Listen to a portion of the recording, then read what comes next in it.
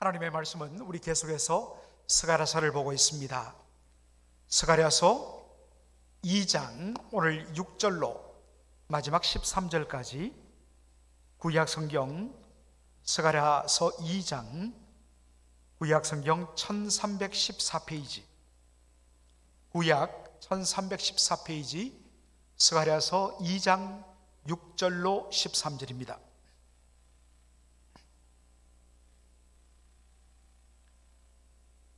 (6절로) 13절 한 절씩 저와 여러분이 교독하고 13절은 한 목소리로 읽겠습니다. 여호와의 말씀에 내가 너를 하늘의 사방바람같이 흩어지게 하였거니와 이제 너희는 북방 땅에서 도망할지니라. 나 여호와의 말이니라. 바벨론 성에 거하는 시온아, 이제 너는 피할지니라. 만군의 여호와께서 이같이 말씀하시되 너희를 노력한 열국으로 영광을 위하여 나를 보내셨나니 물론 너희를 범한한 자는 그의 눈동자를 범한한 것이라. 내가 손을 그들 위에 움직인 즉 그들이 자기를 섬기던 자에게 노략거리가 되리라 하셨나니 너희는 만군의 여호와께서 나를 보내신 줄 알리라. 여호와의 말씀에 시온에 따라 노래하고 기뻐하라. 이는 내가 임하여 내 가운데 거할 것임이니라. 그날에 많은 나라가 여호와께 속하여 내 백성이 될 것이요 나는 내 가운데 거하리라. 내가 만군의 여호와께서 나를 내게 보내신 줄 알리라. 여호와께서 장차 유다를 취하여 거룩한 땅에서 자기 소유를 삼으시고 다시 예루살렘을 택하시리니 무릇 혈기 있는 자들이 여호와 앞에서 잠잠할 것은 여호와께서 그 성소에서 일어나심이라 하라 하더라. 아멘.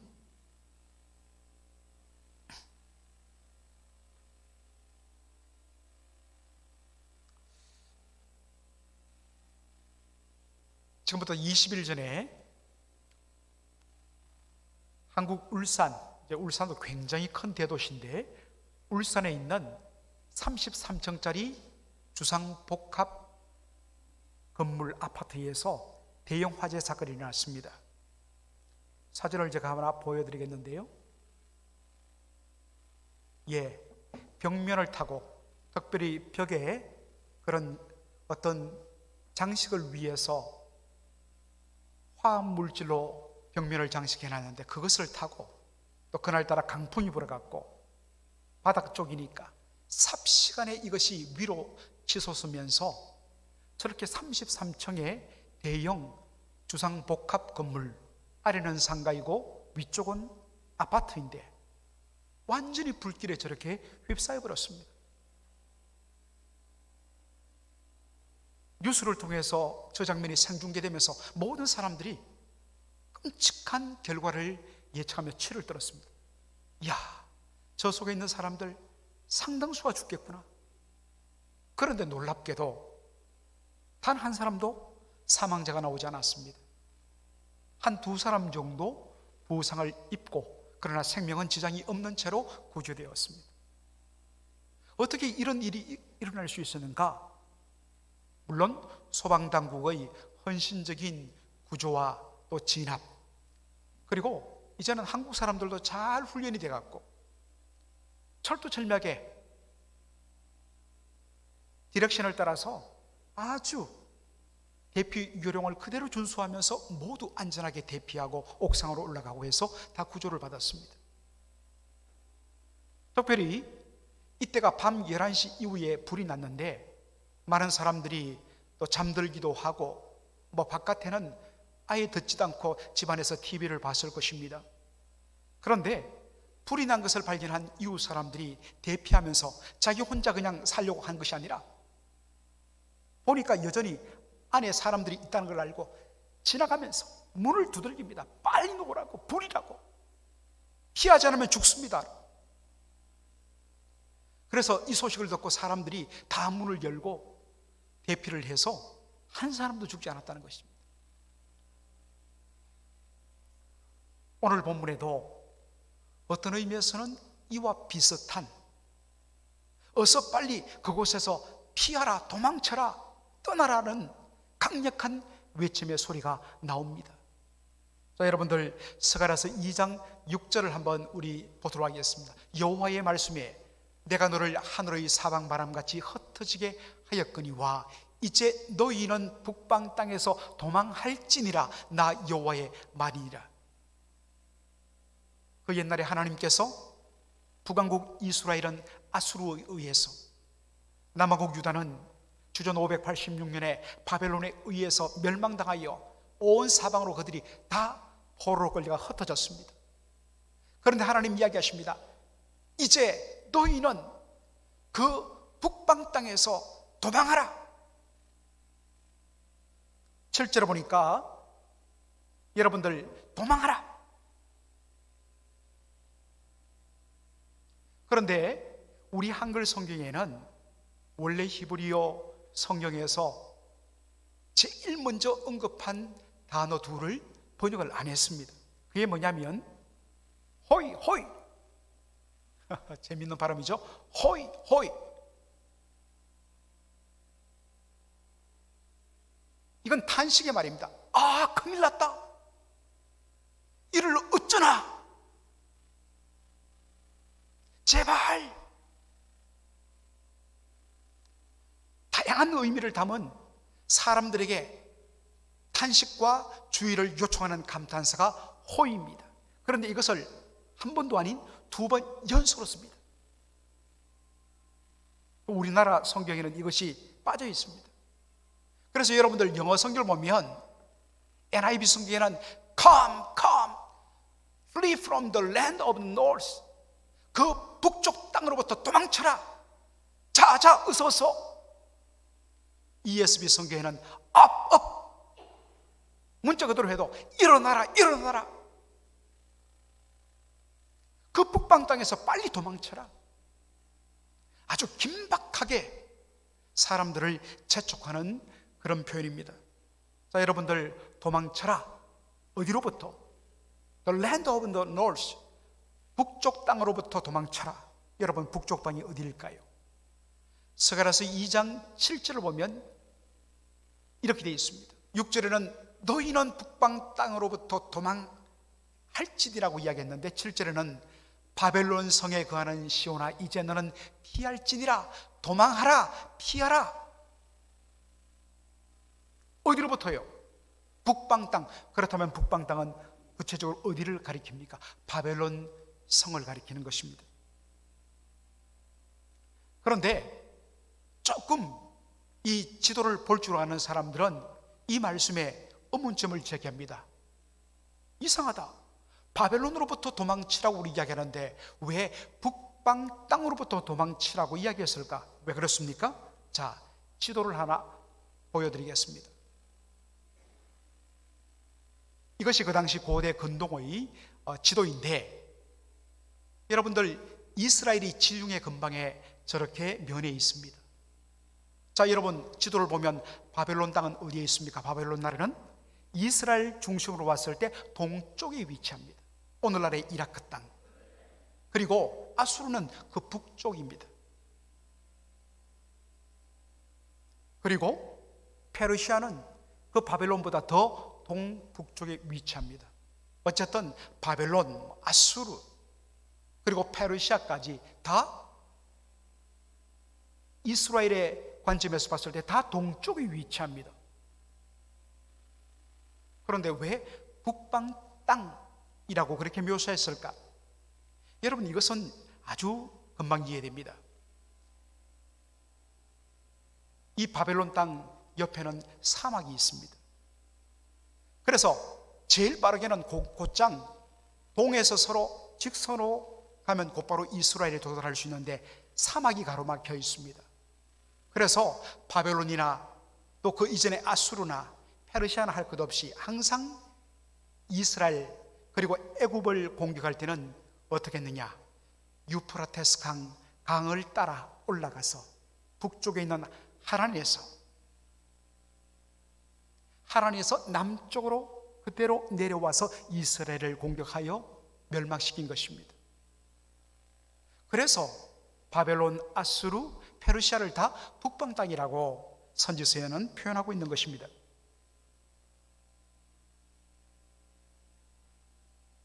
바벨론에 의해서, 그전에는 아수르에 의해서 나라가 멸망당하고 포로로 끌려가 흩어져 살고 있던 이스라엘 백성들에게 이야기합니다. 그것으로부터 빨리 떠나라, 도망쳐라, 피하라. 하나님께서 북방 땅으로부터 이스라엘 백성들을 빨리 그곳을 떠나라고 하는 이유는 어디에 있을까요? 그것은 하나님께서 그 북방 땅을 하나님께서 곧 심판하여 멸망할 것이기 때문입니다. 그 자리에 그냥 같이 있으면 같이 멸망당하기 때문에 빨리 그 자리에서 벗어나라고 이야기합니다. 자, 스가랴서 2장 8절로 9절을 우리 한번 보도록 하겠습니다. 먼저 8절, 만군의 여호와께서 이같이 말씀하시되 너희를 노력한 열국으로 영광을 위하여 나를 보내셨나니 물은 너희를 범하는 자는 그의 눈동자를 범하는 것이라. 9절 말씀, 내가 손을 그들 위에 움직인즉 그들이 자기를 섬기던 자에게 노략거리가 되리라 하셨나니 너희가 만군의 여호와께서 나를 보내신 줄을 알리라 했습니다. 자, 다시 우리 8절 보면 하나님께서 이스라엘을 노략하고 짓밟은 열방에 대하여, 열국에 대하여 하나님께서 진노하시고 심판하겠다고 말씀하십니다. 이유는 그들이 하나님의 백성을 짓밟았기 때문입니다. 그런데 하나님께서 뭐라고 이야기하느냐? 나의 백성 이스라엘을, 내가 너무나 소중하게 여기는 내 백성을 저렇게 잔혹하게 짓밟고 완전히 부서뜨린 것은 나의 눈동자를 범하는 것과 똑같다고 하나님 간주하십니다. 우리가 여러 번 살펴봤지만 하나님께서는 하나님과 당신의 백성을 하나로 묶어서 보십니다. 하나님의 백성에 대한 공격은 하나님 당신의 눈동자를 공격하는 것이라고 이야기합니다. 그래서 하나님께서 하나님의 백성들을 잔혹하게 짓밟은 저 북방 땅 노략한 열국들에 대하여 하나님께서 진노하시며 심판하겠다고 말씀하십니다. 만일에 하나님의 백성이, 하나님의 그 존귀한 백성이 짓밟히고 수모를 당하고 처참하게 저렇게 눌려 사는데도 하나님께서 그것을 외면하시면 그것은 하나님의 명예에, 하나님의 영광에 큰 손상이 됩니다.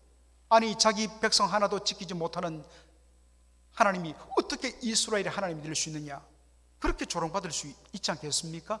하나님께서 나의 영광을 위하여 너희를 노략한 나라들에 대하여 내가 심판하겠다고 하나님께서 말씀하시는 것입니다. 여기에 보면 9절에 하나님의 심판의 구체적인 모습이 그려집니다. 내가 손을 그들 위에 움직인 적 했습니다. I will surely raise my hand. Raise my hand. 손을 지켜드는 것을 말합니다.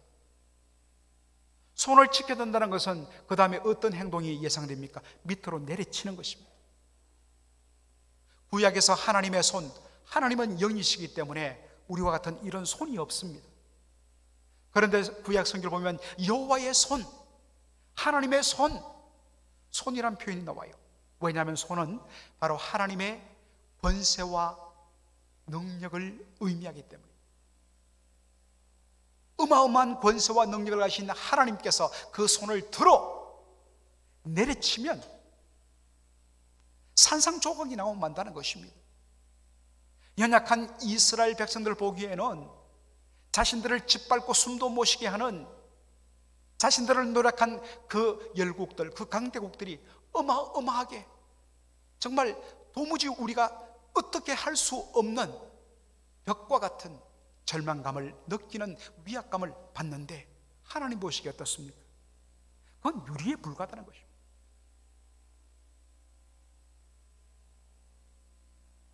유리벽에다가 색칠을 하고 붙여갖고 정말 쇠 모양이 되고 바위 모양으로 그려지지만 사실 그 속은 유리입니다. 하나님이 손을 들어 치시면 그냥 찡그랑하고 깨어져 버린다는 것입니다. 이것이 이스라엘 백성들을 노력한 열국의 실상이라는 것입니다. 아무리 강해도 하나님의 손이 들려서 내리치시면 산산조각 날 수밖에 없다는 것입니다. 그런데 하나님께서 어떻게 이 열국들을 심판하시느냐? 구체적인 방법이 뭐냐면 이렇습니다. 그들이 자기를 섬기던 자에게 노략거리가 되리라, 이렇게 하나님 말씀하십니다. 이게 도대체 무슨 뜻일까? New Living Translation이라는 NLT, 이 쉽게 번역된 영어 성경에는 그들을 섬기던 노예들이 자기 주인들을 약탈하리라, 이런 의미라고 번역하고 있습니다. 이게 맞는 번역입니다.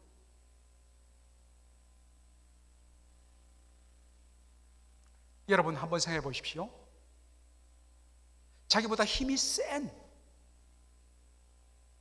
이건 뭐 객관적으로 봐도 싸움이 안 되는 자기보다 센 사람에 의해서 맞고 지는 것은 억울하긴 하지만 이건 뭐 그렇게 수치스러운 일은 아닙니다.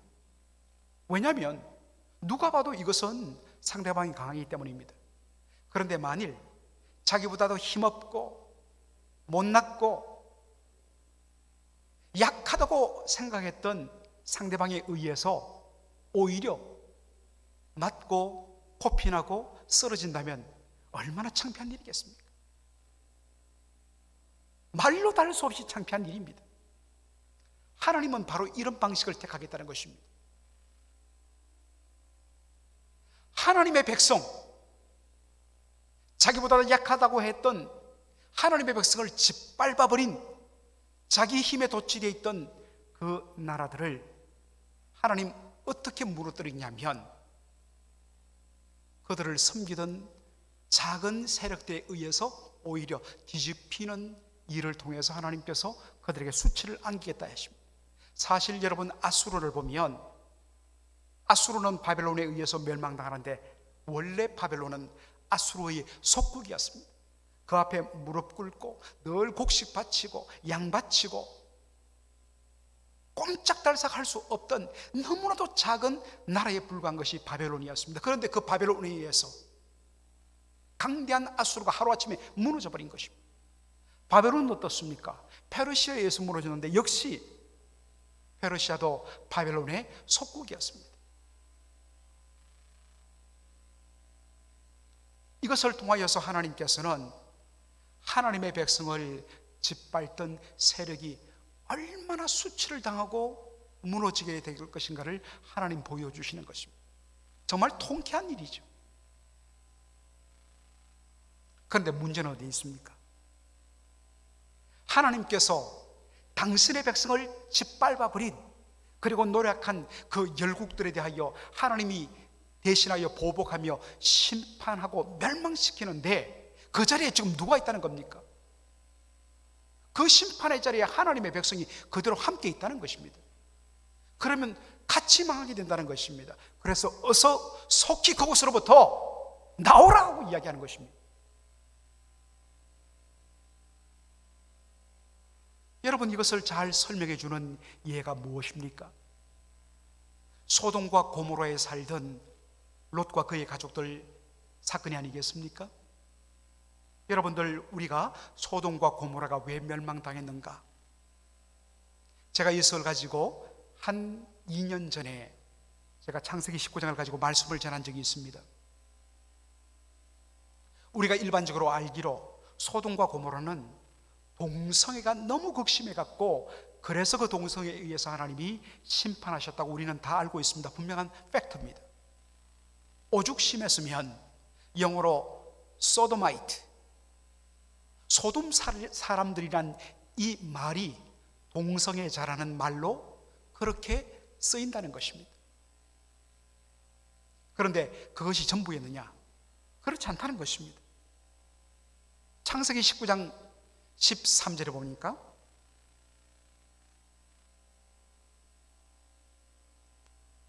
창세기 19장 13절에 보니까 이렇게 되어 있습니다. 그들에 대하여 부르짖음이 여호와 앞에 크므로 여호와께서 우리로 이곳을 멸하러 보내셨나니 우리가 멸하리라. 하나님께 보냄받은 두 천사가 롯에게 하는 이야기입니다. 소돔과 고모라에 대하여 부르짖음이 여호와 앞에 컸다라고 이야기하고 있습니다. 여러분, 여기에 부르짖음이라는 이 단어는 히브리어에서 의미가 뭐냐면 상대방에 의해서 수탈되고 착취해 갖고 너무나 견딜 수 없어서 호소한을 할 때 쓰는 단어가 부르짖다는 단어입니다. 부당한 탁치에 의해서 억울함을 호소할 때 쓰는 이 단어를 썼습니다. 부르짖음이 여호와 앞에 컸다는 말은 그 당시 소돔과 고모라의 연약한 자들에 대한 경체적인 수탈과 착취가 어마어마했다는 것, 그것을 보여주는 말입니다. 소돔과 고모라가 굉장히 부강하고 번영을 누렸는데 그들이 번영한 그 근본 출발점은 약자에 대한 부당한 착취와 수탈을 통하여 그들의 배를 불리게 되고 번영했다는 것입니다. 그런데 부당하게 취한 이 죄물로 인하여 번영하면 반드시 결과는 어떻게 연결됩니까? 그것을 가지고 선한 일, 착한 일을 쓰겠습니까? 그렇지 않습니다. 출발이 악했기 때문에 그렇게 부당하게 약한 사람들을 착취하고 수탈한 것으로 번영하고 부자가 되면 어떻게 됩니까? 그 다음에는 당연히 향락과 쾌락과 음란에 빠지게 되어 있습니다. 좀 더 쾌락을 취하기 위하여 좀 더 자극적인 방법을 찾게 되어 있습니다. 오늘날도 마찬가지죠. 그러니까 결과적으로 그런 성적인 쾌락과 타락으로 빠져들 수밖에 없는 것입니다. 하나님께서 이 소돔과 고모라에 대하여 유황불 심판을 내리기로 결정하십니다. 그것을 실행하기 전에 하나님께서 천사를 롯에게 보냈습니다. 아브라함의 조카 롯에게 보내서 16절에 보니까 빨리 가족들을 데리고 그것을 나오라고 재촉을 합니다. 그런데 16절, 그러나 롯이 지체함에 hesitated, 머뭇머뭇거렸습니다. 이제 곧 하나님의 불심판이 소돔과 고모라를 향하여 임하는데 롯이 머뭇머뭇하는 겁니다. 발걸음이 움직이지 않는 이유입니다. 이유는 어디에 있습니까? 소돔과 고모라에 대한 미련 때문입니다.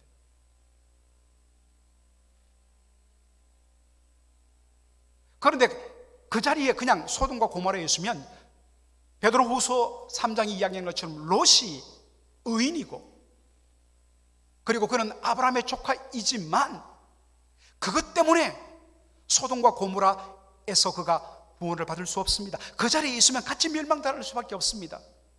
그래서 어떡합니까? 천사들이 롯과 그의 아내와 그의 두 딸의 손을 붙들고 그를 끌어내십니다. 불쌍히 여기십니다.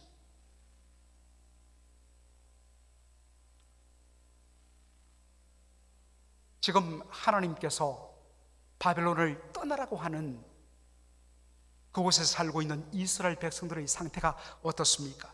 스가랴서 2장 7절을 보도록 하겠습니다. 바벨론 성에 거하는 시온아, 이제 너는 피할지니라. 거기로부터 escape, 탈출하라. 그런데 여러분 영어 성경을 보면 어떻습니까? O Zion, escape, you who live in the daughter of Babylon. 이게 원어의 의미입니다. 바벨론 성에 거하는 시온이란 말을 정확히 번역하면 바벨론의 딸들 가운데, 이 딸이란 말은 백성을 의미하죠. 바벨론의 백성들 가운데 함께 살고 있는 너 시온의 딸들아, 시온의 백성들아, 그곳을 escape, 탈출하라.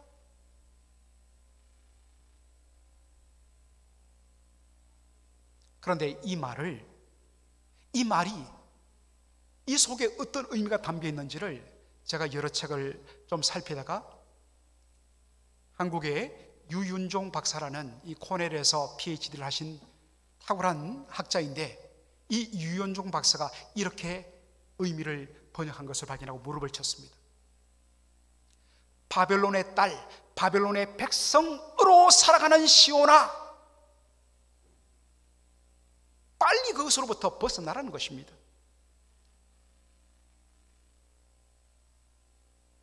분명 그들은 이스라엘 백성, 하나님의 백성인데 그들의 아이덴티티를 던져버리고 바벨론의 백성으로, 바벨론 사람들의 가치관을 따라, 세상의 가치관을 따라 살고 있는 너희들, 그렇게 살면 멸망당한다는 것입니다.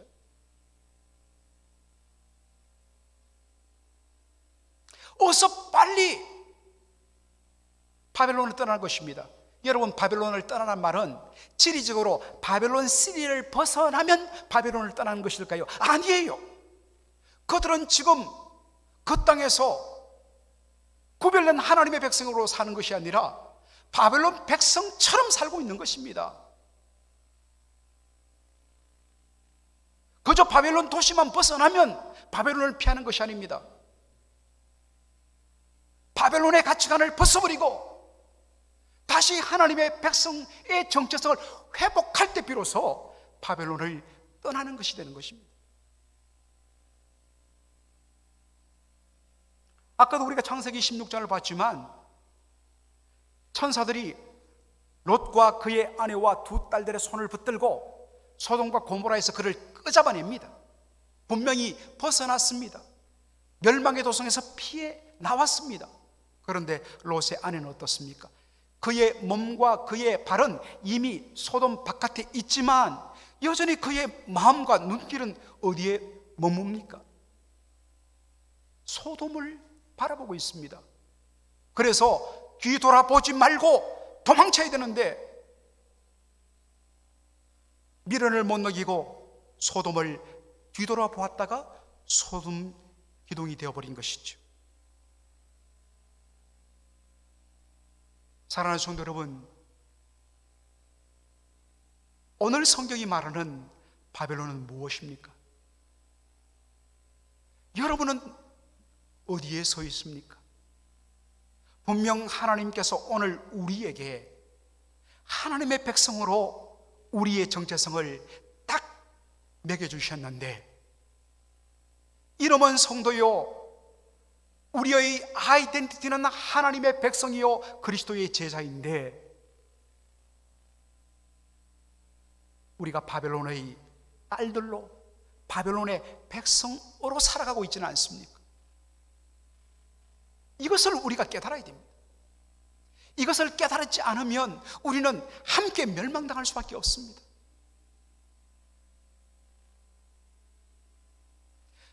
시온의 딸들, 시온의 백성이 있어야 할 자리는 어디인가? 스가랴서 2장 10절로 11절은 이렇게 보여줍니다. 여호와의 말씀에 시온의 딸들아, 시온의 백성아, 노래하고 기뻐하라. 이는 내가 임하여 내 가운데 거할 것임이니라. 11절에 그날에 많은 나라가 여호와께 속하여 내 백성이 될 것이요 나는 내 가운데 거하리라. 참 이 말씀에도 어마어마한 의미가 담겨 있지만 이거 하나하나 다 살펴보다가는 끝나지를 못해요. 그래서 저는 10절과 11절에 반복되는 말씀 무엇입니까? 내가 너의 가운데 거하리라. 시온의 백성이, 시온의 딸들이 있어야 할 자리는 하나님의 임재가 머무는 곳에 있어야 된다는 것입니다. 하나님의 임재와 그분의 말씀의 다스림 아래 하나님의 뜻대로 사는 하나님의 백성, 마이 피플이 되어야 된다는 것입니다. 여기 보니까 여호와께 속하여 내 백성이 된다.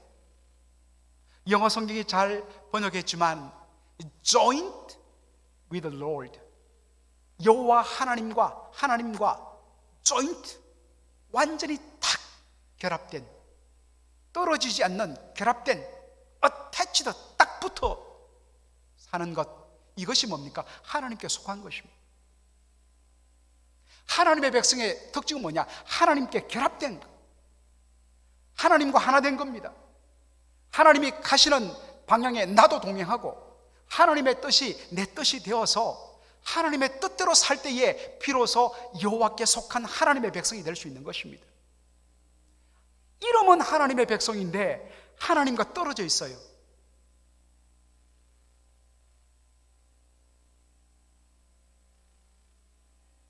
하나님께서 그러지 말라는 것입니다. 사랑하는 성도 여러분, 지금 여러분의 삶을 보십시오. 하나님과 결합되어 있습니까? 하나님의 은혜에 어타치드 붙어 있습니까? 여러분이 머무는 자리, 여러분이 서는 자리에 우리 주님의 임재가 머무는 자리입니까? 한번 여러분 살펴보셔야 됩니다. 그럴 때 비로소 우리는 하나님을 찬양하고 기뻐할 수 있는 것입니다. 여러분이 선 자리는 어디입니까? 하나님의 임재가 있는 시온입니까? 아니면 여전히 하나님의 백성임에도 불구하고 바벨론 딸로, 바벨론 백성으로 살아가고 있는 자리에 있지는 않습니까?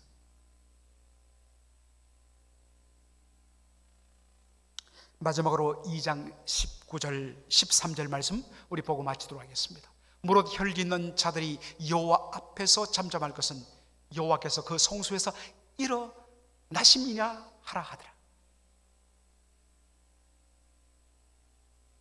이제 하나님께서 이 일을 시작하기 위하여 일어나신다고 이야기하고 있습니다. 하나님의 백성들을 짓밟고 수탈하던 이 세상의 악한 세력에 대하여 하나님께서 심판하기 위하여 일어나신다는 것입니다. 하나님이 일어나면, 하나님이 역사하면 그 누구도 거기에 대하여 왜 이렇게 하냐고 한가할 수 없습니다. 잠잠할 수밖에 없습니다. 그런데 여러분 영어 성경을 잘 보세요. 우리 한글 성경에는 여호와께서 그 성소에 일어나심이라 했는데 영어 성경 보면 He has roused himself, 하나님께서 그 자신을 이렇게 세우셨다. 원래는 이것을 원어적으로 보면 스프링이 탁 튀어나가듯이 하나님께서 정말 빠른 속도로 심판하기 위하여 벌떡 일어서시는 것을 의미하는 표현입니다. 아직 하나님의 심판은 나타나지 않았습니다. 그런데 선지자는 이것을 어떻게 묘사하느냐? 완료로 묘사합니다.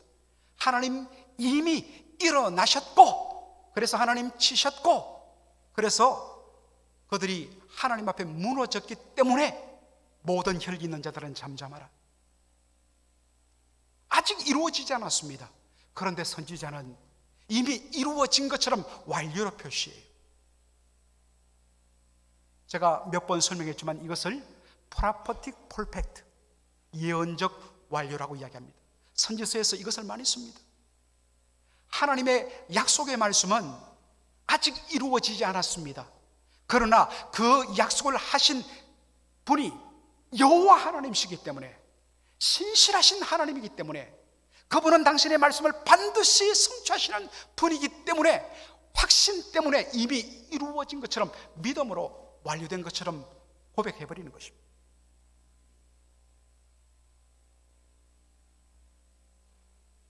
이것이 이 땅을 살아가는 믿음의 사람의 고백으로 우리가 그대로 붙들어야 되는 것입니다. 현실적으로 봤을 때에 정말 우리가 당면하고 있는 그 세력들은 거대한 벽입니다. 그러나 믿음의 눈으로 봤을 때 여호와 앞에서 하나님이 손을 들어 내리치시면 그냥 힘없이 무너지는 유리조각 같은 유리벽입니다. 그 하나님께서 일어나시면 모든 혈기 있는 존재들이 입을 털어막고 잠잠할 수밖에 없는 것입니다. 그 하나님이 하시겠다는 것입니다. 우리가 그 하나님을 향한 믿음으로 우리는 완료형으로 이미 되어진 것으로 믿고 그렇게 받고 그렇게 우리는 우리의 입술로 고백하자는 것입니다. 아무리 코로나 바이러스가 셀지라도 결국에는 그것은 무너질 수밖에 없어요. 우리는 그것을 향하여 두려워하기보다는 이미 하나님께서 그것을 온전히 무너뜨리시고 그 위에 하나님께서 행하실 놀라운 일들을 믿음으로 바라보며 아멘, 감사합니다, 믿음으로 고백하면서 하나님의 살아계심 앞에 우리가 해야 할 것, 하나님의 임재 아래 거하고 하나님께 딱 조인트되고 어태치드 되어서 하나님의 백성으로 살아가는, 그래서 정말 하나님의 영광을 온전히 드러내는 이 땅의 시온의 딸들로 사는 저와 여러분 되기를 주의 이름으로 축원합니다. 아멘. 기도하겠습니다.